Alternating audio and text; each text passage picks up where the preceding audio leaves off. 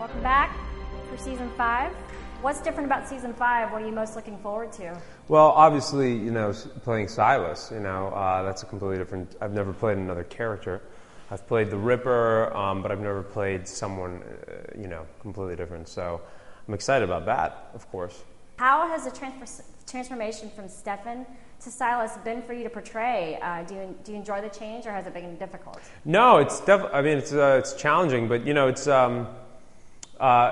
in the beginning, so Silas is sort of pretending to be Stefan, so it's a bit of a kind of you don't want to make it too wildly different because otherwise people will call him out. So it's been sort of similar, but the difference between Stefan and Silas is that Stefan is much less assured and much less sort of decisive. I mean, this guy's been around for 2,000 years, so the motivations come from a place of like deep wisdom and knowledge, as opposed to Stefan. He's a little more self-aware, I suppose.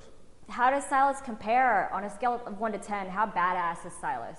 I mean, I think Silas is a little more understated in certain ways, in the sense that I think the Ripper is this kind of visceral, doesn't know how to control his emotions, sort of hates himself afterwards, rips people's heads off, and then loathes sort of what he is. Whereas Silas is kind of like, he doesn't really apologize for who he is. He also doesn't need to deal with pettiness.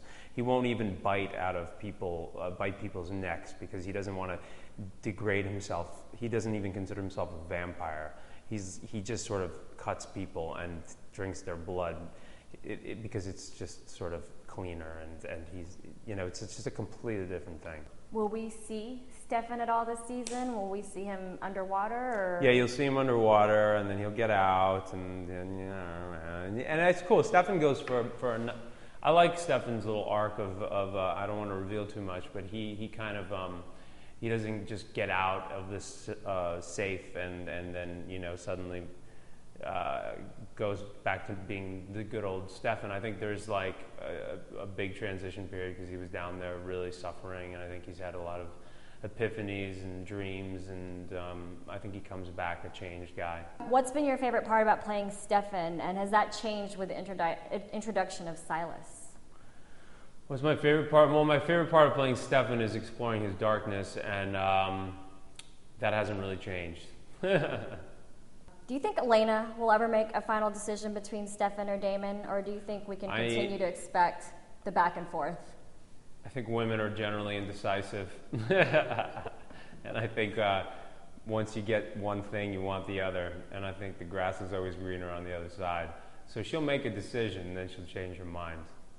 C'est la vie. Overall, how do you think your character's relationship with Elena has helped him or hindered him? It's probably hindered him in the sense that she's a 17-year-old girl. He's diminished his 160-year-old self to high school trivialities. So if you weren't acting, what would you want to do? Direct. I really love directing, producing films. I'd still be in the film business. I really love the idea of making films and TV, and writing. I'm not great, but the idea of journalism, writing in articles, writing in newspapers or something, or magazines. I like that. I like creative sort of, stuff. But probably directing. I'm really very keen on that. Have you directed before? I have done some stuff, and hopefully we'll be doing some in the future. Oh, wow. Yeah. What do you think attracts the chicks from all over? Ian Somerhalder and his baby blue eyes, and his perfectly, that little smile he does, a little pseudo-sadistic / sexy smile. But not Paul Wesley at all? No, it's all about, that's the only reason I watch. When I watch The Vampire Diaries, I don't even watch the scenes, I just watch Ian, and I zoom in on his baby blue eyes. This fall, the blood will flow. You might try to dial down your glee. Thursday, October 3rd, the night that raised the stakes is back. Make yourself right at home. The season premiere of The Vampire Diaries, followed by the delicious new series, The Originals. Quite an operation. Don't miss a single bite. That would be tragic. The season premiere of The Vampire Diaries, followed by a special premiere event of The Originals. Thursday, October 3rd on the CW.